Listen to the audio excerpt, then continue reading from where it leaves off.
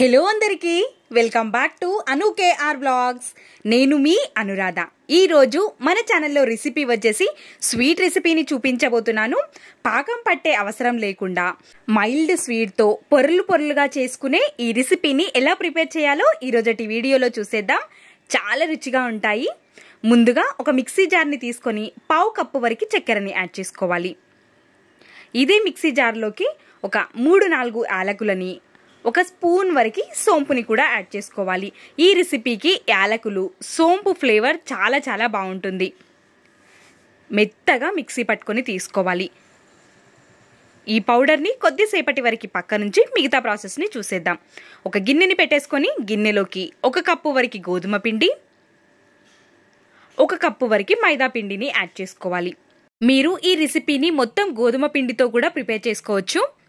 ఇప్పుడు ఇందులోకి చక్కెర పొడిని కూడా వేసేసి ఒక చిటికెడు మాత్రమే ఉప్పుని కూడా యాడ్ చేసుకుంటే రుచి చాలా బాగుంటుంది.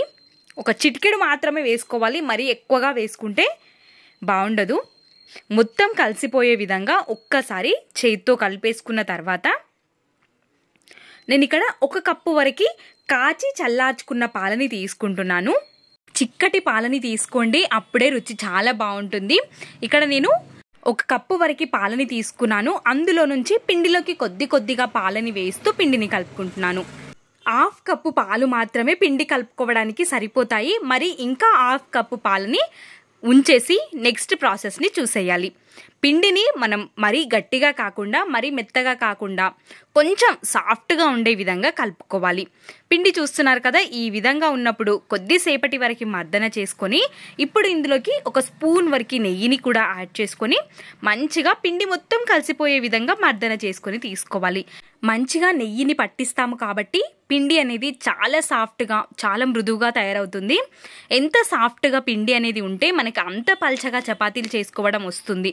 కాబట్టి పిండిని ఒక కొద్దిసేపటి వరకు మర్దన చేసుకుంటూ పిండిని మెత్తగా చేసుకోవాలి. మరి గట్టిగా ఉంది అనుకుంటే కొంచెం పాలని వేసి ఇంకొంచెం సేపు కలుపుకొని తీసుకుంటే సరిపోతుంది. ఇప్పుడు కలుపుకొని పెట్టుకున్న ఈ పిండిని మూతని కవర్ చేసి ఒక 5 నిమిషాల పాటైనా పక్కన ఉంచుకోవాలి. ఇప్పుడు ఒక చిన్న గిన్నెని తీసేసుకొని అందులోకి 1 స్పూన్ వరకు మైదా పిండి, 1/2 టేబుల్ స్పూన్ వరకు కుంకుమ పువ్వు, 1 స్పూన్ వరకు చక్కెరని కూడా వేసి మిగిలిన 1/2 కప్పు పాలని కూడా ఇందులో వేసేసి మంచిగా పిండిని కలుపుకోవాలి. పిండి అనేది మనకి కన్సిస్టెన్సీ ఇక్కడ చూస్తున్నారు కదా, ఈ విధంగా ఉండాలి. మనం ఒక 2-3 నిమిషాల పాటు పక్కన ఉంచుకున్నామంటే చక్కెర కూడా కరిగిపోయి ఒక లిక్విడ్ లాగా అయిపోతుంది. చూస్తున్నారు కదా, మనం చక్కెర కరగడానికి కొద్దిసేపు ఈ పిండిని పక్కన ఉంచుకోవాలి. మనం కుంకుమ పువ్వు వేసాము కాబట్టి లైట్గా కలర్ అనేది చేంజ్ అవుతుంది. ఒక 2 నిమిషాలు అదే విధంగా కలుపుకుంటే చక్కెర మొత్తం కరిగిపోయి ఈ విధంగా లిక్విడ్ కన్సిస్టెన్సీలోకి వచ్చింది. ఇప్పుడు పక్కన ఉంచేసి మనం కలిపి పెట్టుకున్న పిండిని ఇంకో 2 నిమిషాల పాటు మర్దన చేసుకోవాలి. పిండి చాలా సాఫ్ట్గా ఉండాలి, అప్పుడే మనకి చపాతీలు వీలైనంత పల్చగా చేసుకోవచ్చు. ఇక్కడ చూస్తున్నారు కదా, పిండి అనేది చూస్తుంటేనే తెలిసిపోతుంది ఎంత సాఫ్ట్గా ఉందనేది. ఇప్పుడు ఇందులో నుండి పూరీ సైజ్ అంతా పిండిని తీసేసుకోవాలి. మరీ ఎక్కువ పిండిని తీసుకోకుండా ఈ సైజ్ అంతా పిండిని తీసేసుకొని పొడి పిండి సహాయంతో మనం చపాతీలు వీలైనంత పల్చగా ఒత్తుకొని తీసుకోవాలి. అప్పుడే మనకి లోపల వరకు వేగి పొరలుగా చాలా బాగా వస్తుంది ఈ రెసిపీ. మనం ఈ రెసిపీని మైదా కాకుండా ఓన్లీ గోధుమ పిండితో కూడా ప్రిపేర్ చేసుకోవచ్చు. కానీ మనం మైదా వేయడం వల్ల ఎంత పల్చగా అయినా చేసుకోవచ్చు, సాగుతుంది ఎక్కువగా పిండి. కాబట్టి మైదాని కొంచెం యాడ్ చేసుకుంటే బాగుంటుంది. హెల్తీగా చేసుకునే వాళ్ళైతే మొత్తం గోధుమ పిండితో చేసుకున్నా ఏం ప్రాబ్లం లేదు. కానీ వీలైనంత పల్చగా చపాతీలని చేసుకుంటేనే లోపల వరకు వేగి పొరలుగా చాలా బాగా వస్తాయి. నార్మల్గా అయితే ఈ రెసిపీని పాకం పట్టి చేస్తూ ఉంటారు. కానీ పాకం పట్టకుండా కూడా ఈ విధంగా చేసుకుంటే మనకి 2-3 రోజుల వరకు నిల్వ ఉంటాయి. ఫ్రెష్గా మనం స్నాక్స్లోకి పిల్లలకి స్కూల్కి కూడా పెట్టివ్వచ్చు. చాలా మైల్డ్ స్వీట్తో చాలా బాగుంటుంది ఈ రెసిపీ. తప్పకుండా ట్రై చేయండి. ఈలోపు మీకు ఒక చిన్న రిక్వెస్ట్ అండి, నా ఛానల్ని ఇంకా ఎవరైనా సబ్స్క్రైబ్ చేసుకొని వాళ్ళుంటే సబ్స్క్రైబ్ చేసుకోండి. ఇలాంటి మరెన్నో రెసిపీస్ మన ఛానల్లో ఉన్నాయి, మీరు కూడా చూసేయొచ్చు. సబ్స్క్రైబ్ చేసుకొని సబ్స్క్రైబ్ పక్కన ఉన్న గంట సింబల్ని క్లిక్ చేయండి. అందరికంటే ముందుగా మీకే నా వీడియోస్ వస్తాయి. ఈ విధంగా అన్ని చపాతీలని కూడా చేసుకోవాలి. చూస్తున్నారు కదా, పల్చగా చేసుకోవాలి. చపాతీ మనకి మందంగా ఉంది అనుకోండి లోపల వేగదు. కాబట్టి మనం కొంచెం మైదా కూడా యాడ్ చేసాం కాబట్టి వీలైనంత పల్చగా చేసుకోవచ్చు. అన్నింటినీ ఇదే విధంగా చేసుకొని తీసుకోవాలి. నేను తీసుకున్న పిండికి నాకైతే 5 చపాతీలు వచ్చాయి.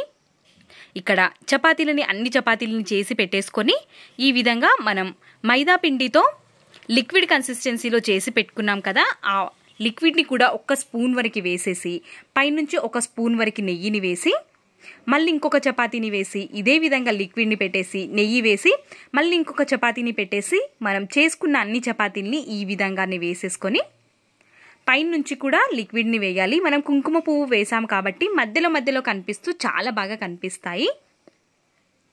ఈ విధంగా ఫోల్డ్ చేసుకోవాలి. రోల్ చేసుకున్న తర్వాత మనం ఎంత షేప్ కావాలి అనుకుంటే అంత షేప్ కొంచెం సన్నగానే కట్ చేసుకొని తీసుకోవాలి. ఇక్కడ చూస్తున్నారు కదా, అన్నిటిని ఒక ప్లేట్లోకి పెట్టేసుకొని మళ్ళీ పొడి పిండి వేసేసుకొని నెమ్మదిగా మరీ గట్టిగా వేసుకుంటే మనం పొరులుగా రాకుండా మొత్తం అతుక్కుపోతాయి. కాబట్టి నెమ్మదిగా కొంచెం ప్రెస్ చేసుకొని తీసుకుంటే సరిపోతుంది. ఈ విధంగా అన్నిటినీ చేసేసుకొని ఒక ప్లేట్లోకి తీసుకోవాలి. ఇప్పుడు డీప్ ఫ్రైకి సరిపడా ఆయిల్ని పెట్టేసుకోవాలి. ఆయిల్ మంచిగా వేడిగా అయిన తర్వాత మీడియం ఫ్లేమ్లోకి ఉంచేసుకొని అన్నిటినీ నెమ్మదిగా వేసుకోవాలి. మనం హై ఫ్లేమ్లో పెట్టుకుంటే పొరులుగా రావు. కాబట్టి మీడియం ఫ్లేమ్లో ఉంచేసుకొని వీటిని కాల్చుకోవాలి. అప్పుడే మనకి లోపల వరకు వేగి పొరలు అనేవి సపరేట్ అవుతాయి. ఖచ్చితంగా మనం చేసుకున్నది మునిగేంత ఆయిల్ మాత్రం ఉండాలి. ఆయిల్ తక్కువగా ఉన్నా వేగదు సరిగ్గా. మళ్ళీ ఇంకా మనం హై ఫ్లేమ్లో పెట్టుకున్న లోపల వేగదు. కాబట్టి మీడియం ఫ్లేమ్లో ఉంచేసుకొని వీటిని నెమ్మదిగా కాల్చుకుంటే లోపల వరకు మంచిగా వేగి పొరలుగా సపరేట్ అయిపోతాయి. అన్నిటినీ ఇదే విధంగా మీడియం ఫ్లేమ్లో ఉంచేసుకొని మంచి కలర్ వచ్చేంత వరకు వేయించుకొని పైనుంచి 1 స్పూన్ వరకు నెయ్యిని వేసుకొని తింటే అబ్బా రుచి